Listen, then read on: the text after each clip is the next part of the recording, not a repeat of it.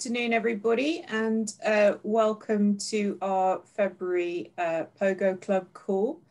Could I ask you please to mute your mic if you're not speaking, and to bear in mind that this session is recorded and the recording has just started.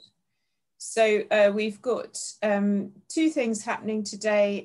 First, we've got a presentation by Ruth Dixon, followed by a panel discussion looking at questions of culture and potential tensions between commercial and public or social value considerations in procurement and other related elements there.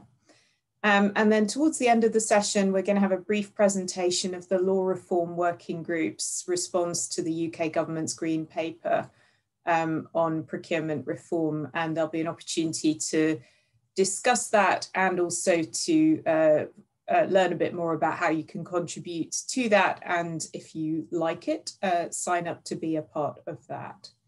So that's what we've got on the agenda for today. It's great to see you all, and without further ado, I'm going to hand over to our very own Ruth Dixon from the Go Lab, who is going to present some slides, I think. Thank you. Thank you, Anne. That's great. I'm going to share my screen now to present my slides.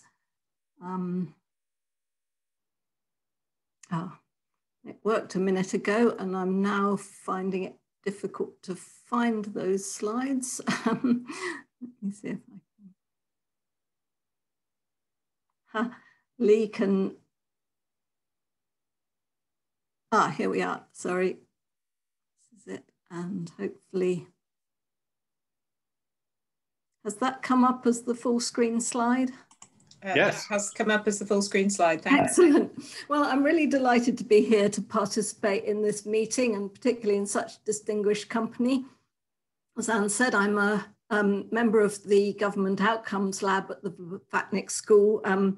Just briefly, my background: before I came to the Blavatnik School, I worked with Christopher Hood in the politics department here, and wrote a book with him which kind of covered whatever happened to the new public management within the UK. So that's my background. And I'm going to explore today organisational cooperation from a cultural perspective. Now, I'm no expert at all in procurement, which is the topic of this group. I had to look up exactly what it meant, but given that it involves cooperation between two or more organisations, that's the kind of focus I'm going to put on it. Now, it's often said that organisational culture plays an important role in determining the success of a partnership. But what does that word culture really mean? As you can imagine, academics have turned their minds to this question and in fact produced a huge array of typologies and categorizations, a bigger landscape than I can summarize here. Some of them, these categorizations, though, I feel are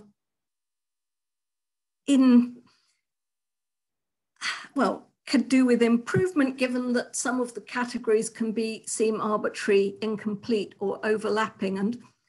And one typology that I've found very helpful in my own work is the one that I'll describe today, the rather pretentiously named cultural theory, as though there was only one. I don't think that's the case, but it's how it's described, or cultural theory of risk, that was developed by anthropologist Mary Douglas in the 1970s and 80s, and continued on by her colleagues and other academics, which I will describe.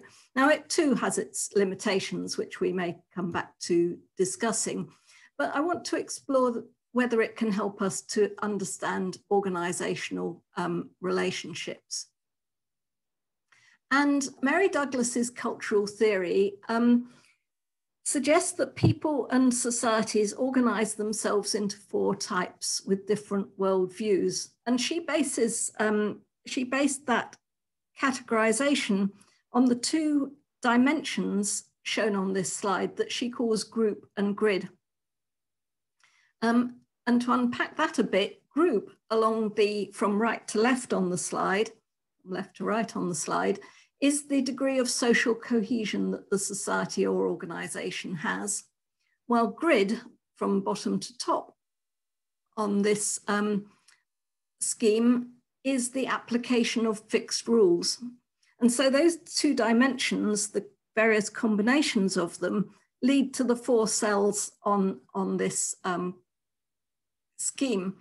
And just to go into that in a bit more detail, to put some pictures on that, let's take the top right-hand quadrant of this scheme, where both grid and group are high social cohesion and very firm rules. And that leads us to the quadrant called hierarchy.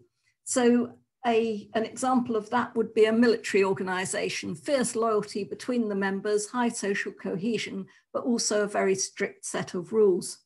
If we move down on this scheme to the cell below, we still have strong, that's the egalitarian cell, we still have high social cohesion, highly mutually supportive, but now without the fixed rules, there has to be a focus on negotiated consensus. Moving to the left of the scheme, staying at the bottom for now, the individualist quadrant now has little mutual support or mutuality, but also low rules. And that leads to the individualist or market approach. And here competition is the stress rather than consensus. And above that is a cell marked named fatalist, which is one of the unusual features of this scheme compared to other ways of categorizing culture. And it clearly comes because it's the combination of high fixed rules and low trust or mutuality.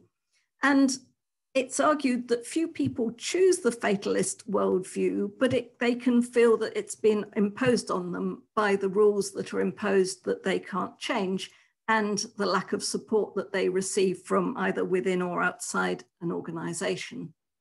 And so these categorizations have been applied to many fields of human endeavor. And one of those is public organizations. So scholars such as Christopher Hood, who I already mentioned, and Perry Six and others have taken this kind of categorization and applied it to government and public organizations. And so here the hierarchists might be the traditional civil service or public administration, focusing on consistent application of rules, confident in experts. And the other quadrants, similarly, and I'll go through some of those, but the argument of these scholars is not that any particular quadrant is the best or is likely to always be stable. In fact, they argue that tensions and contradictions accumulate so that an organization can actually shift over time and become a different sort of one. So for instance, Christopher Hood argued that the traditional public administration evolved into the more individualistic new public management with a focus on market incentives and competition. And it might be argued that further that has evolved more into the egalitarian kind of new public governance with distributed authority and a focus on networks.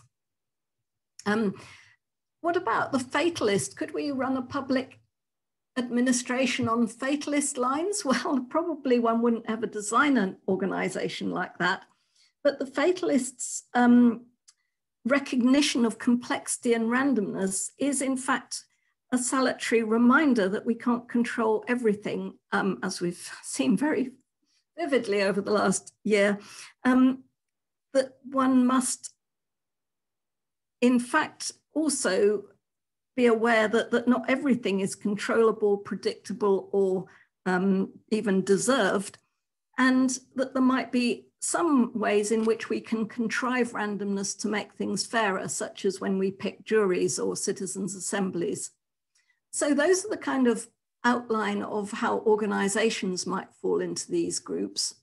But of course, each worldview has its own weaknesses and blind spots, which makes none of them the kind of final answer that we should all aspire to, although each of us probably sees pros and cons of each type, because hierarchies are traditionally susceptible to inflexibility and a lack of innovation. Egalitarian organizations can simply be unable to make decisions because they're always trying to reach a consensus, or alternatively may suffer from a lack of internal challenge because nobody wants to be the person that steps out of line, also susceptible to free riding. Individualist organizations, of course, may be focused on performance measures which can be gamed, and they have the disbenefits of unfettered competition, winner takes all, a focus on the individual rather than societal benefits. And a fatalist organization may think it's not worth doing anything and be passive and demoralized. So as we've seen, we can either overcome some of these weaknesses by altering the organization, but they can also cooperate, and that can help to overcome extremes and blind spots of any one worldview. So it's been argued that individualism allies with hierarchy to make capitalist societies. The entrepreneurs need the hierarchy to enforce the rule of law and property rights and so on, and the hierarchists need the individualists to be entrepreneurs. And my work on social impact bonds suggests there can be alliances between at least 3 of the quadrants. But tensions arise as well because of the differing perceptions of risk and failure, leading to blame games and even collapse of partnerships. And I think it's those that we should think about for drawing when we think about contractual relationships, that the risks and dangers arise from the worldviews of each type of organization and can be completely different from the risks perceived by a different, from a different point of view. So the hierarchist will consider that failures result from too little hierarchy, as it were, poor compliance with rules, lack of oversight, inadequate expertise.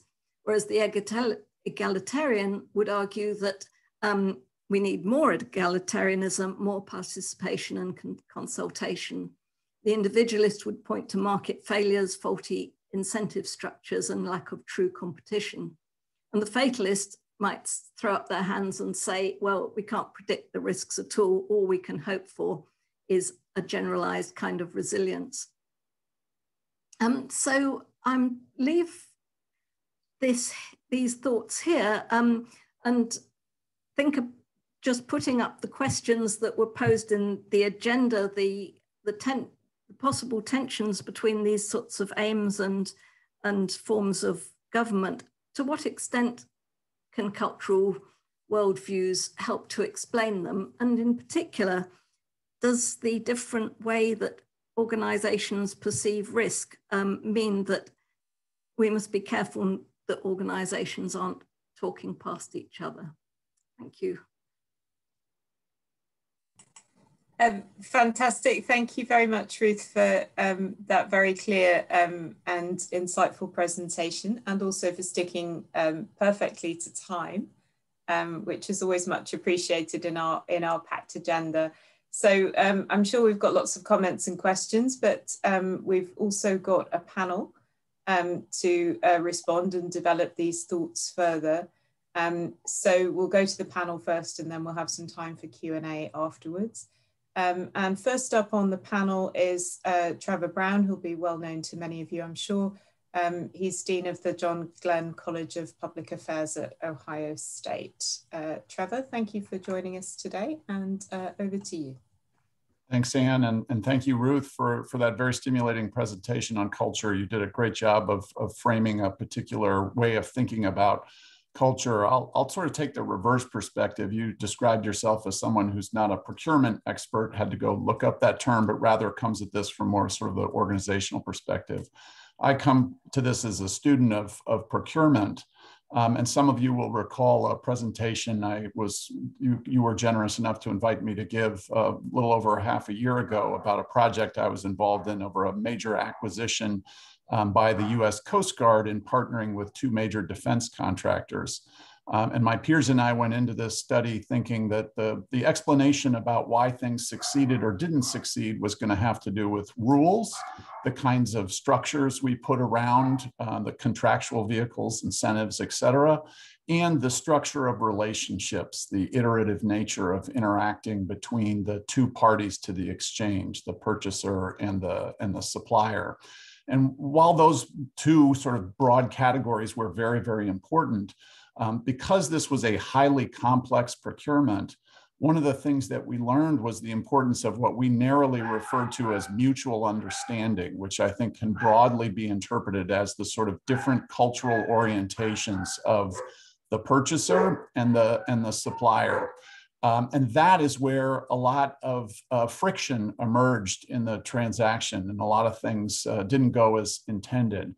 And I'll elaborate on that just a little bit here, not so much in the context of that procurement, but rather to say that when two organizations enter into exchange for a highly complex product in which there's a lot of uncertainty around what is being purchased and how it is being produced, there is a necessity for trust to build between the two partners. And there's two ways that things can go wrong when the two parties don't understand each other the same way. The first is a technical misunderstanding.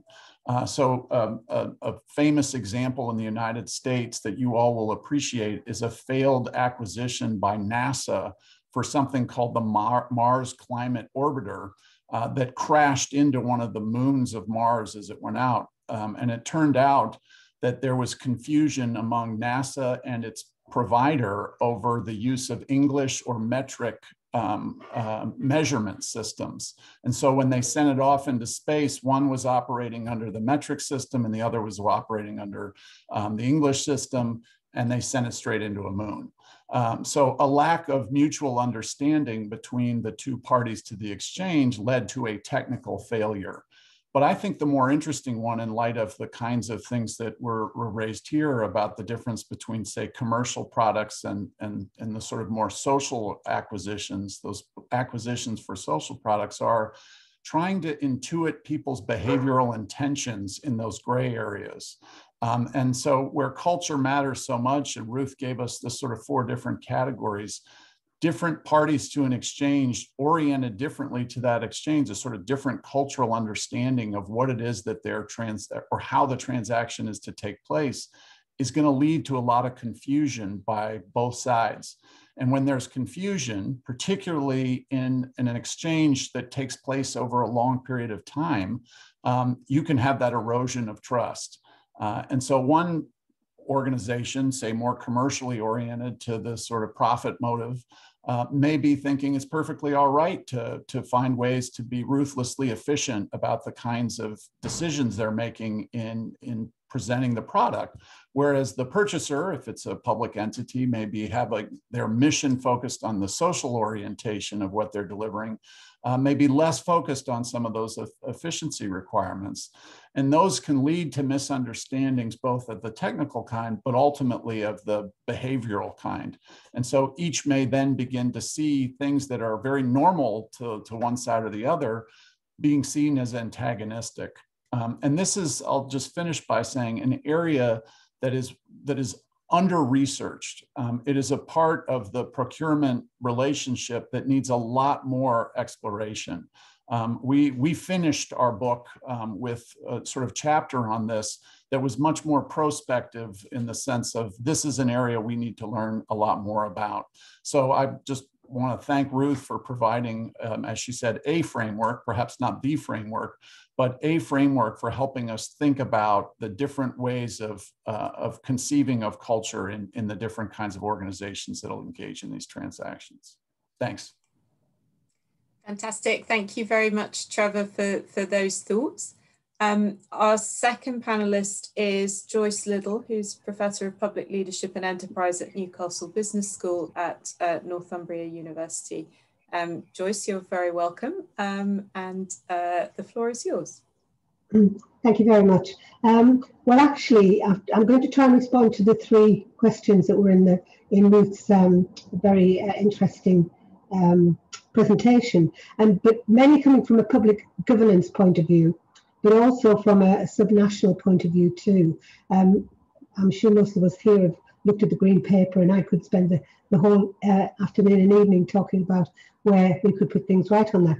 But I think what Ruth was saying, where she talked about new public management into new public governance, actually I think we've even gone beyond that now, because in a sense we've gone from having hierarchy, tiers, into kind of spheres of activity, then networks of activity. But on top of that, we've got even more complexity, because in a way policy after policy after policy is kind of acting like a sediment on top of tiers and spheres and networks and how they all interact. And so it's really even more complex than I think we think it is. And also it's very difficult for the people who work within governance, very, very complex governance, to sense make and understand the linkages, the connections, the continuous way of interacting with people. And I think we need to think also about history. We need to think about longevity, and particularly from a subnational point of view, we need to think about how value has been, if you like, added on in millions and millions and millions of interactions over time. And so the knowledge base and the value is actually locked in to the relationships that people have had over long periods of time. So we need to think about that. We also need to think, I think, about moving from the hierarchy into the spheres, and the formal into the informal, and the gaps in between, which is where we should be concentrating our efforts on. I think also it's very important to think about terms like engagement, inclusivity, communication, because I'm not a procurement person either, but looking at the green paper, it does seem to make assumptions about what these things mean and who should be involved and which stakeholders should be engaged in this whole process, because we're moving very much into a kind of process driven. So identifying the key stakeholders, identifying their historical connections, and thinking about moving from top down to bottom up.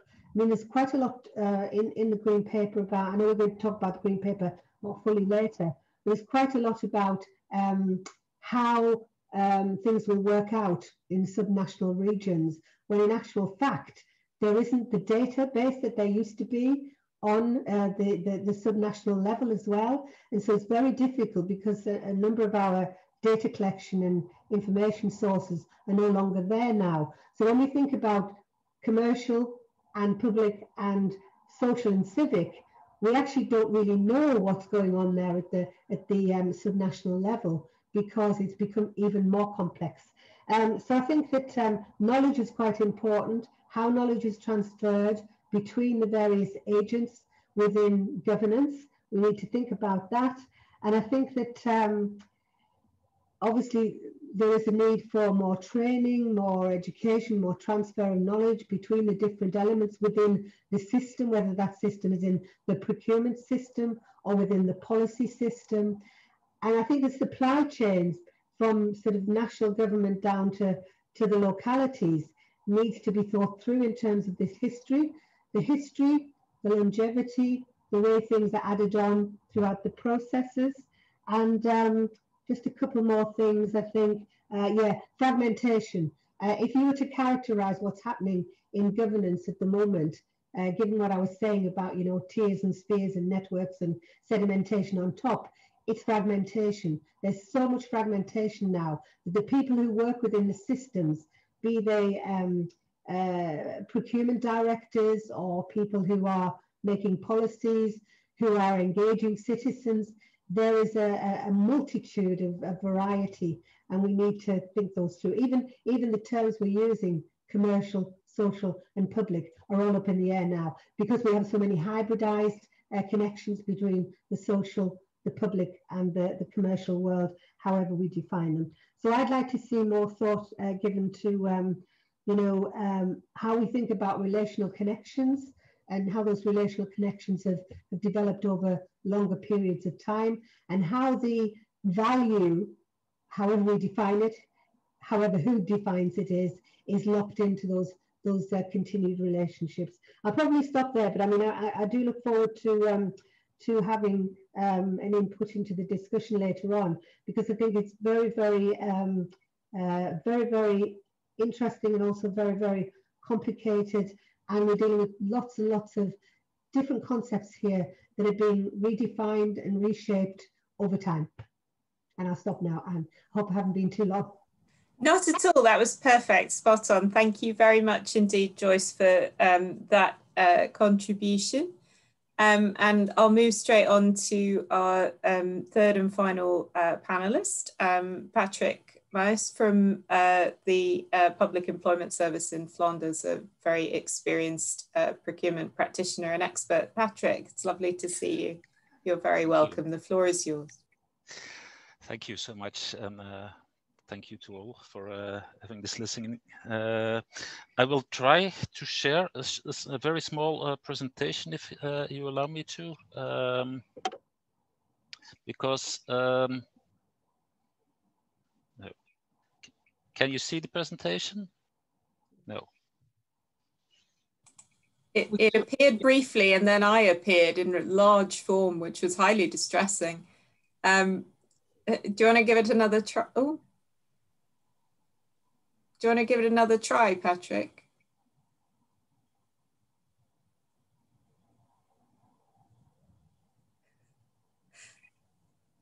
We seem to have lost Patrick completely now. Well, I'm going to utter the infamous words that he's on mute now, so...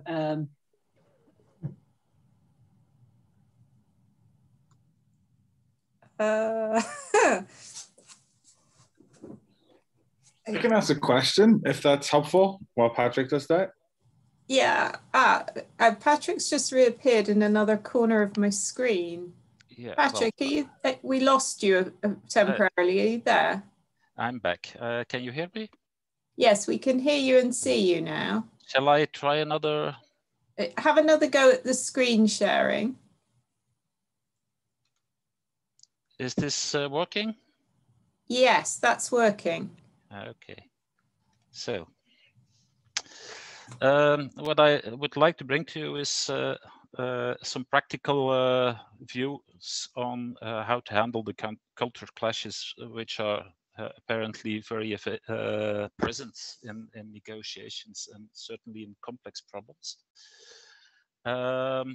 And I would like to bring you a model that is developed by Patrick Kenis from the Tilburg University. And the first thing he does is he starts out by pointing out that there are several levels of working together, being a simple market, the makes or hierarchy approach, which many governments still do use a lot. We have the money, so jump. Then the alliance partners having a profit in working together, but each on their own targets and goals. And then the join model, where a network provides the profits for the total of the network. And the higher the complexity gets in the forms of working together, the more need for consensus, the more need for cooperation, but also a higher capability of solutioning for complex problems. What Patrick says is all four forms are equally valuable because they all have their own efficiency, depending on the complexity and of the market and the complexity of the solutions. But what he also brings is in the discussions and the negotiations on these markets, there are in his view, two main axes, one being the integration axe and the other being the diversification axe, where you can find most of the conflicts in one of the axes.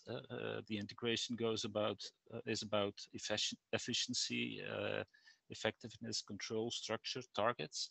The other side is tailor-made service, value-oriented, working on trust, creative space, relationships.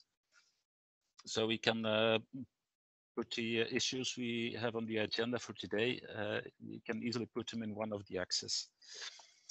What he says is mostly in negotiations, there's a trade-off between either integration or diversification. In other words, if you have a not-for-profit partner who is very good in working with people and building trust, and you're a government who has to control the unemployed, we tend to put this partner into a situation where it has to be more efficient, more effective, and have more control.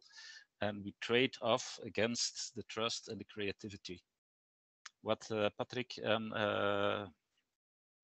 his colleagues say is, well, that's the trade-off is not what you need, certainly not for complex challenges. What you need is both of them, and finding a way to build more trust, but also more efficiency and more control, and also more creativity.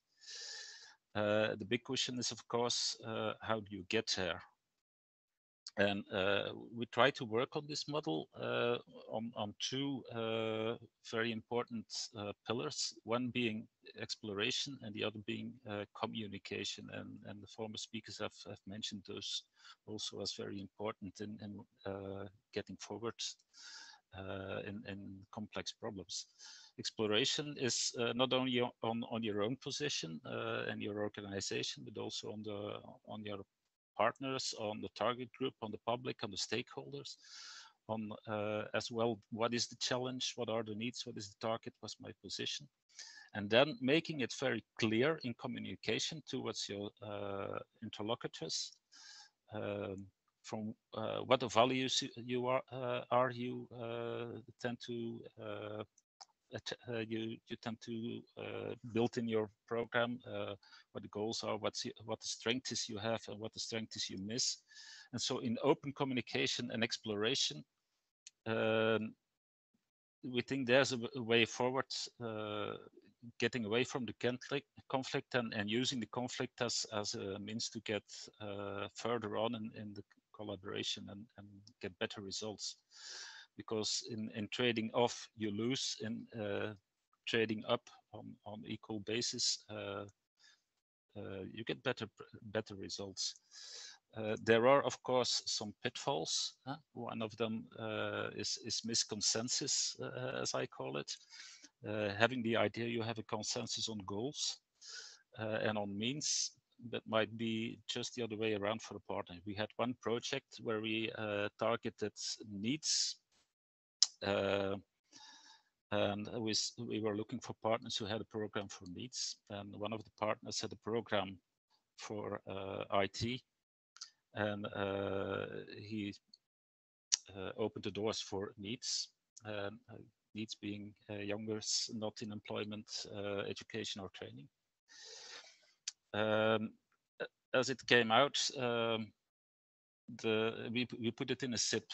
As it came out, the SIP was more of a means for the partner to launch his training program, whereas in our view, the training program was a means to target the needs. And so we had the idea, we had a consensus, but in fact, we had a total misconsensus on the project. The zero-sum pitfall is if you go put yourself in a spot by opening up and communicating about your search, you get very vulnerable. And if your counterpart is playing a zero-sum game, there's a pitfall of steering yourself back into the same pitfall again and getting a zero-sum discussion and a trade-off again. Then some things you have to steer clear of is, of course, if you want to build trust, you have to stay away from personalized conflict. But you don't have to stay away from conflict. The conflict is what makes a better program. But if you make it personal, of course, you lose trust. And then no judgment on the values of your partner, but but appreciation. And you can very well not appreciate a value, but that's something different from judging it. Power play is a pitfall for governments, being the one having the money and tending to steer the process instead of letting the process steer your project. And then undertow, mostly in our case anyway, our partners are partners in many more projects, and there might be an undertow of other projects not going well, which you bring into your negotiation. And I think that's something to be very aware of too. That I hope can help a bit on getting away with the conflicts and steering them to better results in negotiations. I hope that was clear enough and helpful. Fantastic. Thank you very much, Patrick, for that presentation. If you could stop sharing, and then we can see everybody in in a big format again. That's fantastic. Thank you very much indeed. So we've got a little bit of time for discussion and questions. And I think a couple of questions have appeared in the chat.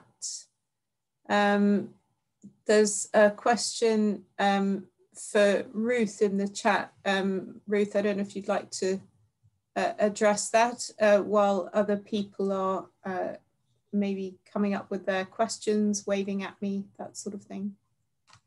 Thanks. That's one from Stefan Saucier. Thank you, Stefan. That's a great question. High social cohesion, is it a given in your model? He asks. How do we create cohesion, trust, and a true flexible partnership? Goodness, I would love to know the answer to that. But I think it comes back to a lot of what the panel has said. Joyce Little spoke of the longevity of partnerships and the way we can kind of look at them in the long term. I think on both the hierarchies and the egalitarians, if we're taking that model or it fits into networks and so on, it takes time and effort to build up trust, I think. And sorry, he's just put easy question in the chat, so I was laughing at that. And presumably, well, just thinking of that within a university or something, building up common values and aims. I think if one contrasts this with the low cohesion groups, they are the ones who are really fragmented and nobody talks to each other. They are isolated as individuals. And yeah, that's the best I can do on that answer. But if it's,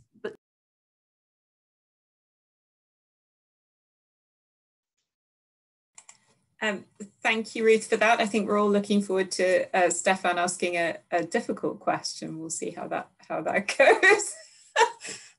Any other questions or comments for the panel? I can't see any hands up.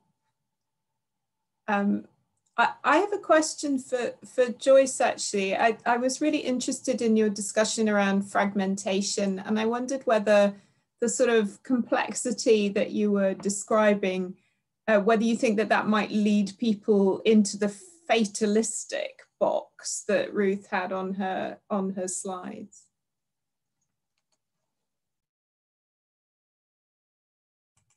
Joyce, you're still muted. I think what people are trying to do is make sense of this real kind of milieu of complexity.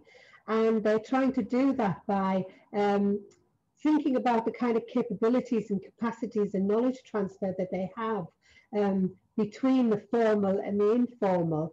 And I think, I'm not sure whether that's an answer to you, but yeah, there could be a fatalism, but also you could think that would then could also bring entrepreneurialism.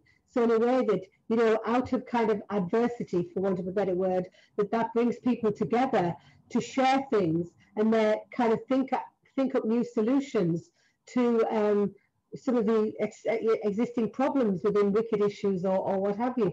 So I think there is an issue of, for me, there's an issue of enterprise and how you stimulate enterprise.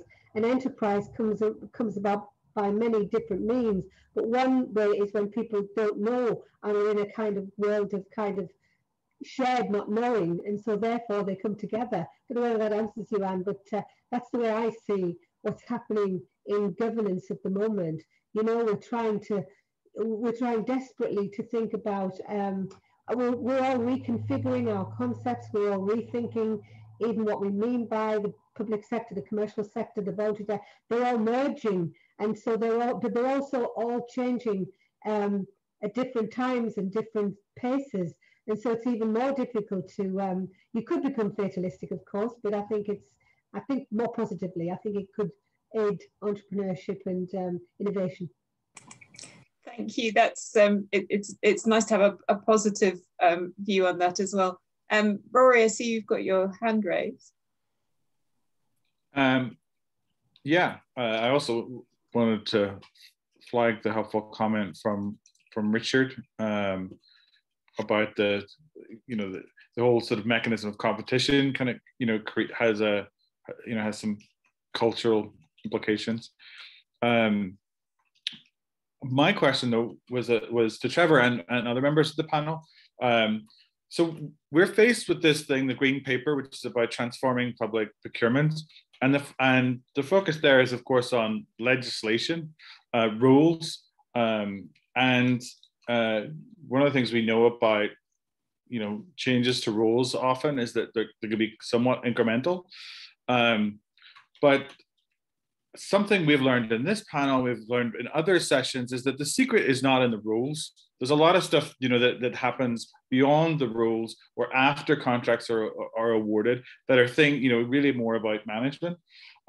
So if the secret's really not about the rules or the legislation itself, do the rules matter? To what, how do they matter? And what does a good rule look like to facilitate the kind of things that you're talking about?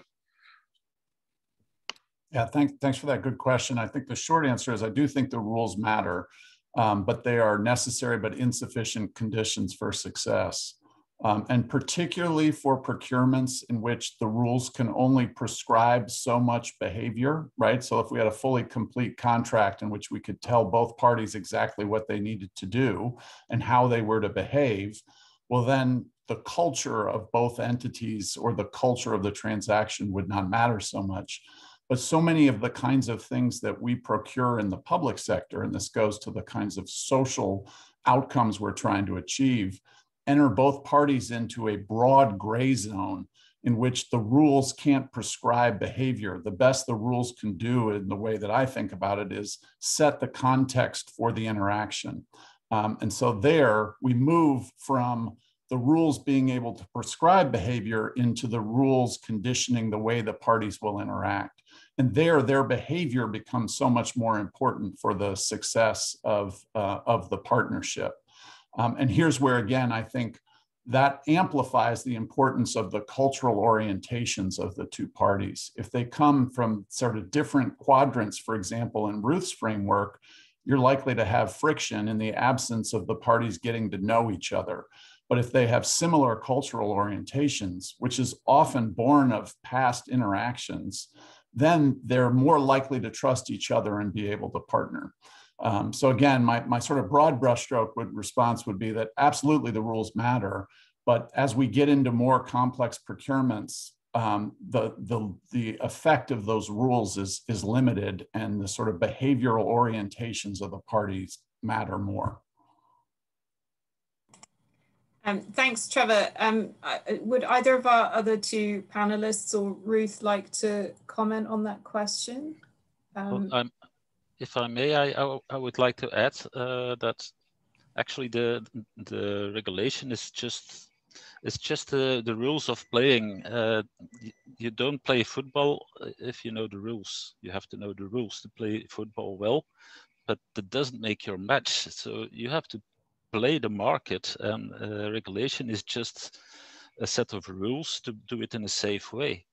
And the only problem I have with the regulation is that it's a bit old-fashioned. And I think in the next issue you are tackling on legislation, the UK has a unique chance to rewrite their legislation on procurement. And I would applaud you to do that on a different model, because it's still very Taylorism and winner takes all in all the constructions of procurement law, whereas the market is much more on Nash equilibrium based and game theory based, and so that's a good way to rewrite your legislation, I think.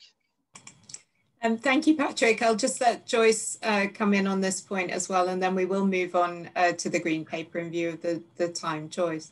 Yeah, I'm just speaking as my time as a civil servant many years ago.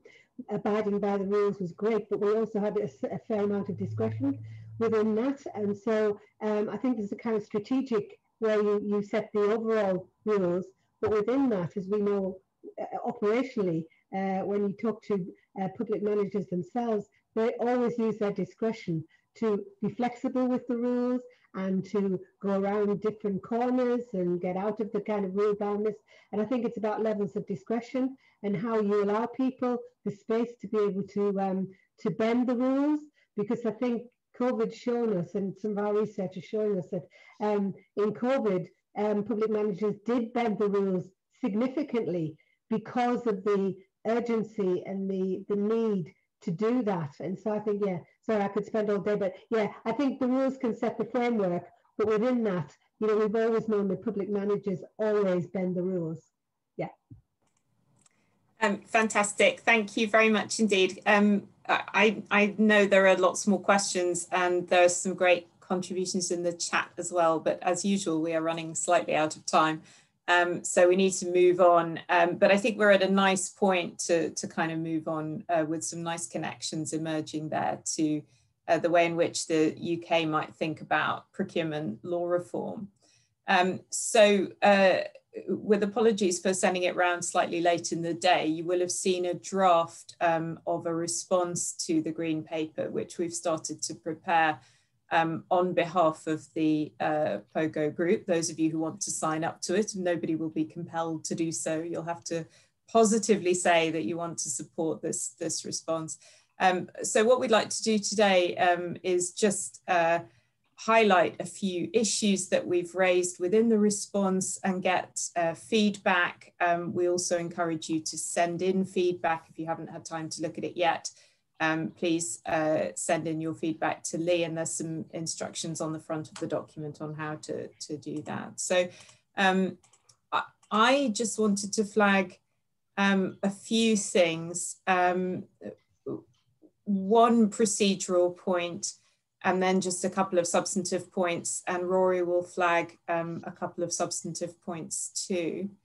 So the procedural point really is that we thought that our response would be an opportunity to highlight some of your research publications, case studies that might be of relevance and interest to civil servants working on these issues. So if anyone's got anything that you think fits really well with what we're trying to say and would be illuminating, please feel free to send in suggestions. We can't obviously turn this into an academic paper. That's not what it's for. We need to keep it fairly short and punchy, but if you've got something that you think would be useful further reading, do please send it in. In terms of the substantive points, the two that I really wanted to flag were this issue that we've talked about many times in this group about enabling, as Joyce was just saying, in fact, enabling officials to exercise their discretion, to feel that they can do the things they need to do, to make them feel less worried about risks of being sued and so on. So we're keen to get that point across quite strongly. It's something we've discussed many times. So practical suggestions for changes to the legislation that you think, or the approach generally that you think might reduce risk aversion, we would love to hear some more ideas around that. And the second area that I'd flag is that there's a proposal in the Green Paper for central oversight of procurement that struck us reading the Green Paper as very heavily focused on commercial capability. So how can we make practical proposals to adapt that oversight to make it potentially more interested also in social engagement? So for example, getting VCSE representatives into that body, how might it be redesigned to make it a bit less strongly commercially focused? So practical suggestions on that would be very welcome. And Rory, do you want to flag the remaining issues? Sure. So many of you will be aware that I care about transparency and open data issues. So there's quite a strong, significant chapter in this, chapter 6 in the Green Paper. So we've responded to some questions 27, I think, through 29, around data. And I've tried to explain why implementation of additional transparency requirements, while very positive to all of us, can be challenging for particularly a local authority, and why that might be. So if you have thoughts on transparency and/or sort of challenges in public administration implementing transparency requirements and things like the Open Contracting Data Standard, OCDS, please add comments. One of the things that the proposal, the Green Paper includes is requirements for more transparency reports throughout the process, including amendments, and that those things are, I think, positive. But there are more issues there. Please comment on them. So another issue is perhaps more significant to this group. We've been really thinking about what it means to be focused on social outcomes, and how our learning about social outcomes and focus on social outcomes might figure in a piece of legislation. And so we've put forward some ideas that aren't, that might be controversial within the group. So I've tried to create spaces for people to highlight why these are terrible ideas. So if you think these are terrible ideas, great, please add information about them. But one of the, so break it down into sort of 3 related ideas. One is the idea of a social outcomes framework. So there's people in the US might think of these as like an IDIQ. So a framework, and the hope is that this kind of thing will overcome the challenges with contracting around outcomes and the award by moving it to sort of a more central level, and then allow call-offs potentially. And why do you need a rule for social outcomes frameworks at all if there's already frameworks in there would be a question. One question might be the length of time that one might need an outcomes thing to work, because obviously, you realize the outcome happens over a longer period of time. You have to verify the outcomes and do payment.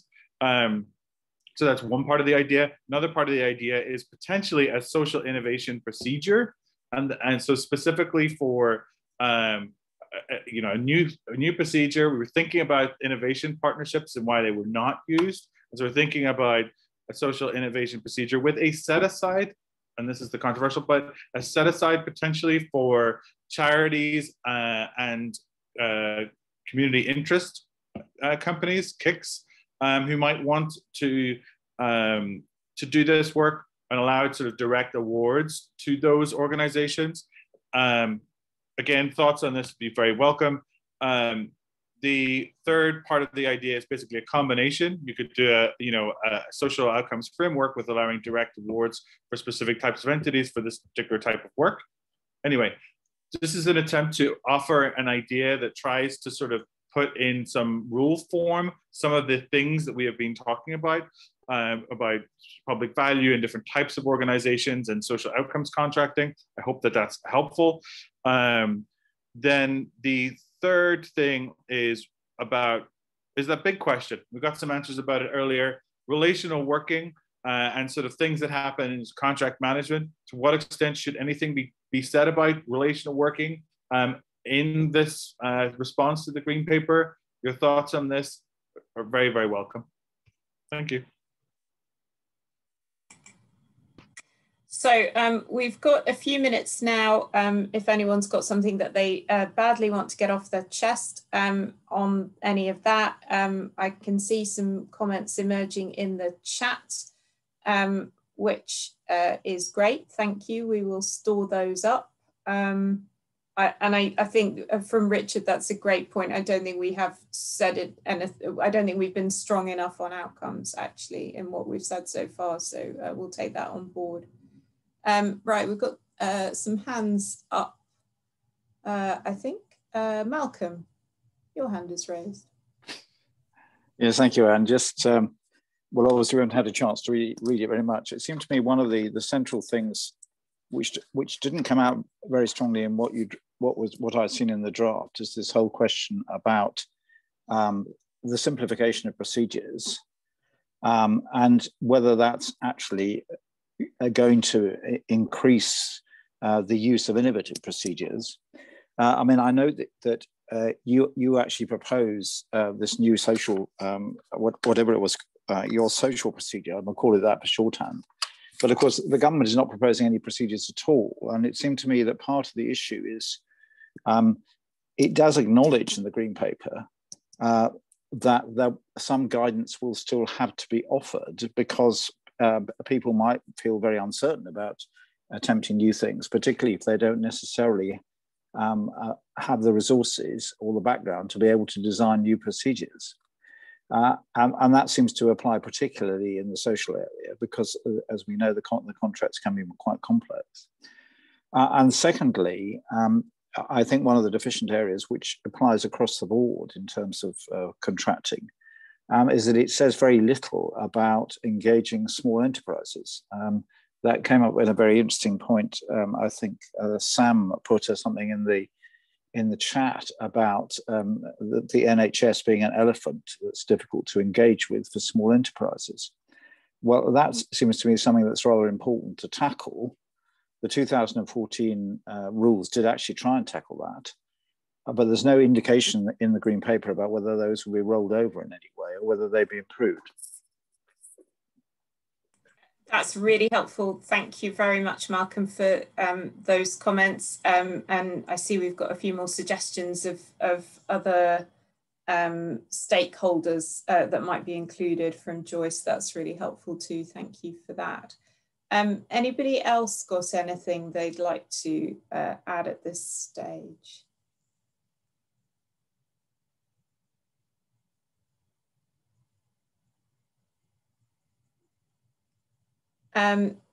Okay, so given that we've got a couple of minutes spare, Claire, would you like to say something about your UKRI project and what you're working on at the moment? Great, thanks, Anne.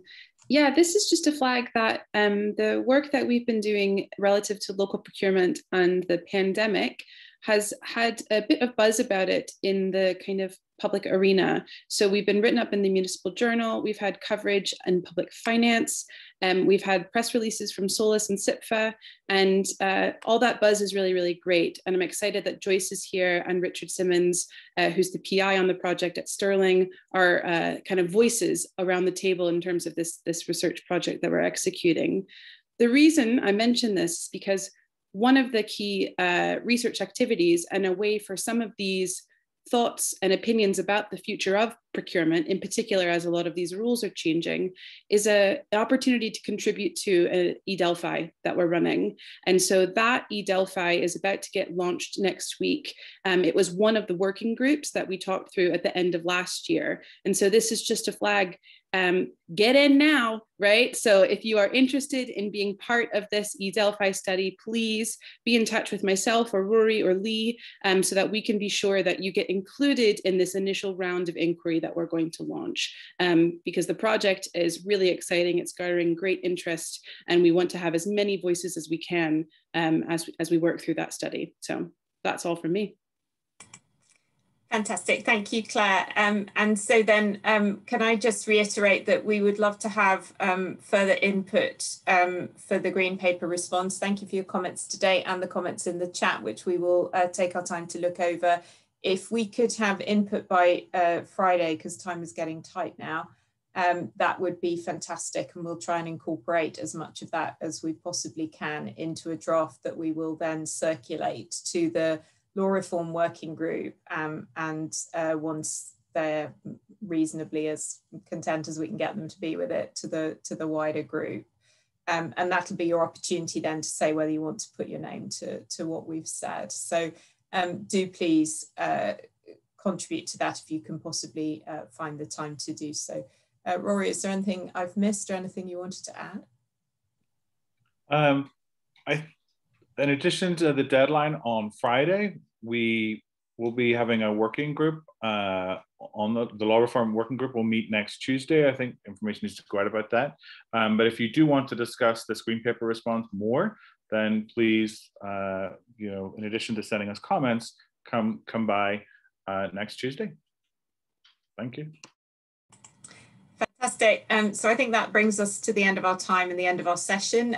Can I thank Ruth and our panelists, Trevor, Patrick and Joyce, for their input, all of you for your comments and thoughts on the panel discussion and on the green paper, and really looking forward to continuing to engage with you on those issues. And don't forget Claire's opportunity for engagement as well. Thank you all very much. Lovely to see you, and hopefully we'll see you again either next week or in March. Thank you all. Thank you. Bye.